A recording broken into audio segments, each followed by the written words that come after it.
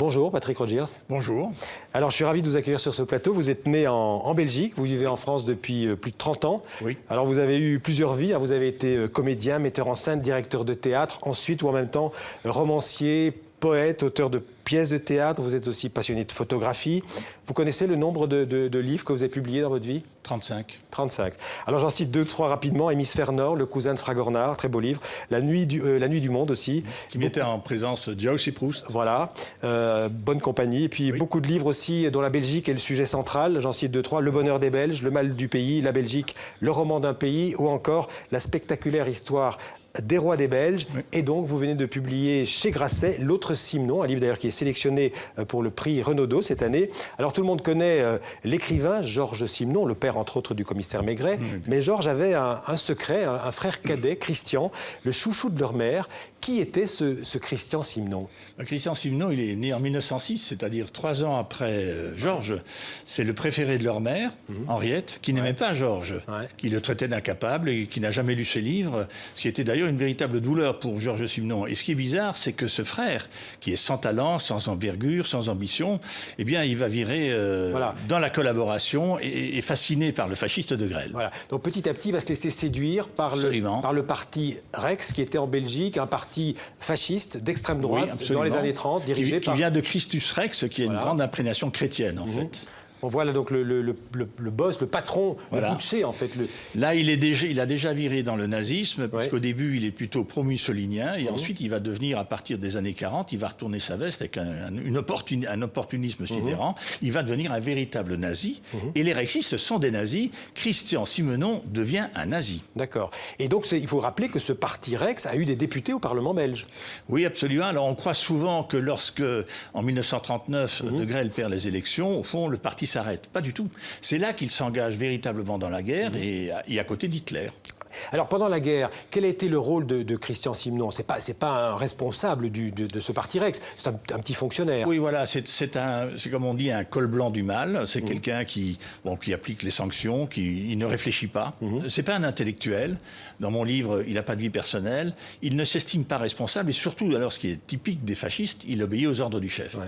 Même lorsque De Grelle proclame la germanité des Wallons, c'est-à-dire qu'il dit que les Wallons ne sont pas des Latins, mais des Germains.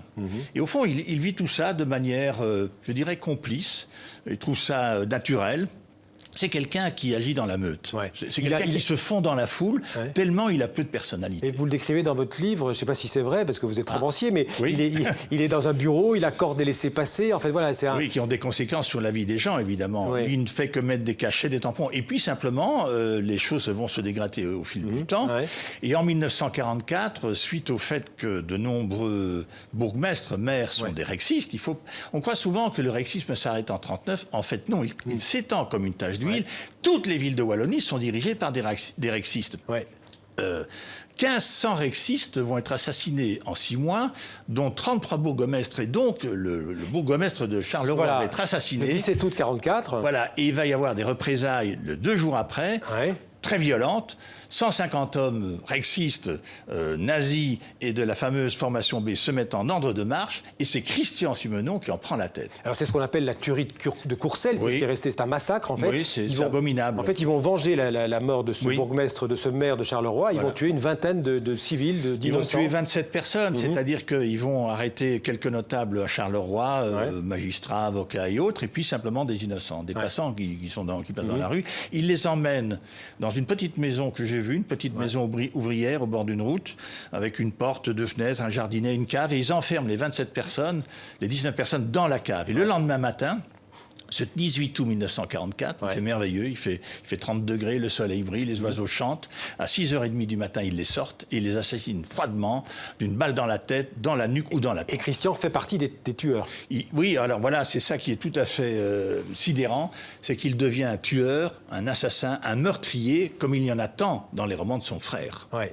Alors justement, après la guerre, on va y revenir ça, mais après la guerre, il est en fait condamné à mort par contumace. Absolument. Et alors, il y a une scène incroyable dans votre livre, c'est que vous faites rencontrer, je ne sais pas si vous êtes romancier, je ne sais pas si la scène est vraie, mais vous faites rencontrer Georges Simenon, vous le faites rencontrer André Gide, et André Gide conseille, à la Tour d'Argent à Paris, et André Gide conseille à Georges Simenon d'éliminer en fait de sa vie, de s'en débarrasser, proprement. Et l'idée, en fait, c'est... de l'envoyer à la Légion étrangère. Voilà. Et dans mon roman, il n'envoie pas à la Légion étrangère, il envoie à la Légion Wallonie, qui est au fond la colonne SS que De Grelle avait constituée pour combattre sur le front de Rust. Division SS Wallonne, quoi. Voilà, exactement.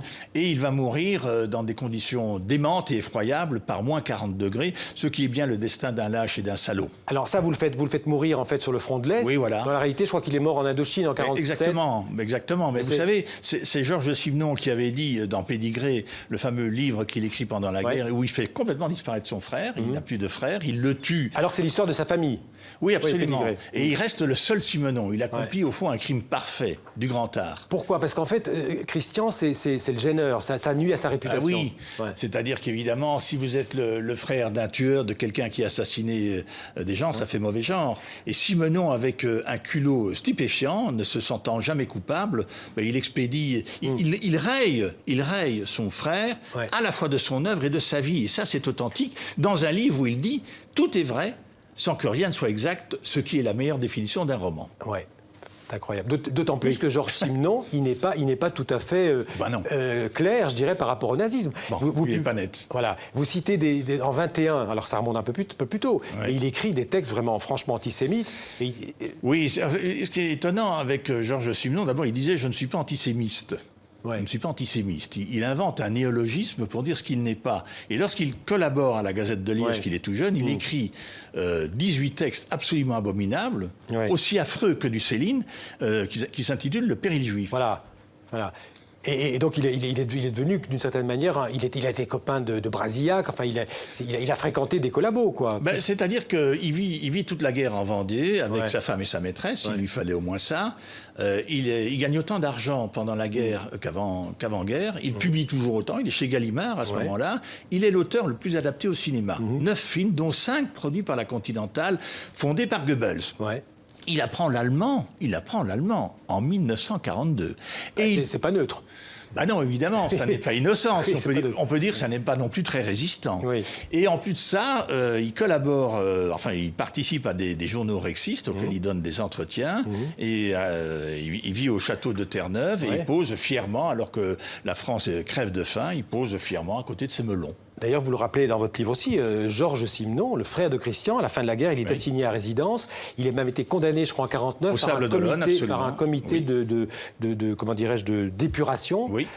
Il est interdit de publication pendant 5 ans et grâce à ses appuis, grâce à son aura et grâce à Maître Maurice Garçon qui le défend, il parvient à s'en sortir. Il n'était pas le seul dans ce cas, fréquentait aussi les bordels de luxe. Il va partir au Canada, son frère ayant disparu de sa vie à jamais.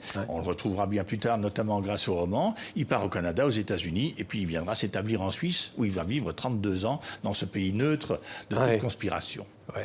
On peut lui trouver des circonstances atténuantes à Christian Simenon ou pas du tout? Non, je pense que c'est comme la bêtise. Les salauds, les lâches et les collaborateurs n'ont pas la moindre excuse. Ce qui est intéressant, c'est l'engrenage dans lequel il est pris. Dès qu'il adhère au rexisme, il est fait comme un rat. Et ce que je décris, ce n'est pas sa vie, je ne raconte pas sa vie, je ne raconte pas son existence, je lui redonne une présence. C'est un personnage qui agit en nombre porté, comme d'ailleurs beaucoup de personnages de Simenon.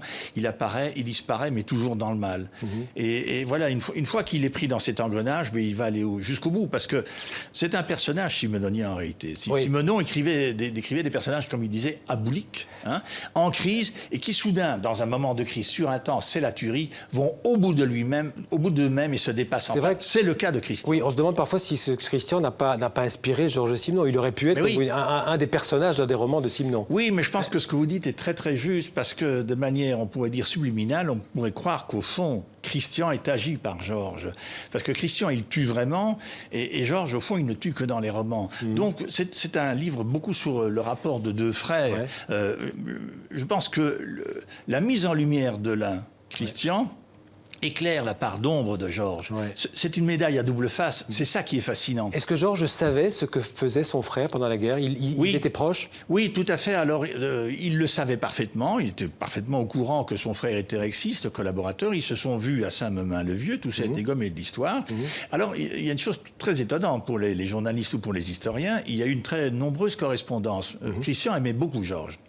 Il admirait sa réussite. Il admirait son talent d'écrivain, alors que lui, il n'y a aucune trace de lui. Et cette correspondance elle a disparu. Elle a disparu complètement. Soit elle a été détruite, soit elle est dans les mains de John Simenon, le second fils de Georges Simenon, qui est l'ayant droit. Marc et John, il y avait deux. Voilà, et qui se retranche derrière cette sorte de prétexte extravagant, secret de famille. On est vraiment dans une histoire de famille. Patrick Rogers, est-ce que cette histoire, l'autre Simenon, a quelque chose à nous dire sur la situation que nous vivons aujourd'hui en France ou plus généralement en Europe, la montée des extrêmes? Oui, je pense que l'hydre à deux têtes ne demande qu'à renaître. Les racines ne sont pas coupées, le mal est enquisté. Je pense que toutes ces choses terrifiantes de l'entre-deux-guerres et de la collaboration ressurgit aujourd'hui. C'est le même discours de haine, c'est le même discours de séparation, c'est le même discours d'élimination, c'est le même discours totalement intolérable. Et on le sait bien, parler du passé, c'est mettre en lumière le présent et mieux le comprendre, c'est sûr. Oui, et votre livre, bon, d'ailleurs, qu'on peut y tomber, j'allais dire, de manière insensible, comme ça, Alors, évidemment, il faut des leaders qui en parlent. Quand on voit les fascistes discours... ont besoin d'un chef. Oui, voilà, et De Grelle était très fort pour ça. Oui. Bon. C'est un tribun populiste, comme on en connaît d'autres dans ce pays, même quand elles ont une perruque blonde. Mais en tout cas, il faut être conscient que beaucoup d'entre nous peuvent être un jour ou l'autre amenés à être confrontés à ce genre de glissement, si on n'y fait pas attention. Je crois que c'est un des aspects très importants du livre, c'est-à-dire que les plus faibles, surtout dans des conditions économiques très délicates, se laissent entraîner comme ça par des sortes d'utopies nauséeuses et malsaines, nocives pour tout le monde. Et en fait, le glissement se fait insensiblement, très naturellement. C'est ça qui est décrit dans le livre. Comment, sans réfléchir, on fait confiance au leader et on se retrouve finalement entraîné dans des circonstances extrêmes et tragiques. Merci Patrick Rogers. Je rappelle le titre de ce livre, L'autre Simenon, aux éditions Grasset. Un très beau livre qui nous fait réfléchir non seulement à ce qui s'est passé pendant la guerre, mais aussi à ce qui se passe aujourd'hui. Merci beaucoup. C'est moi.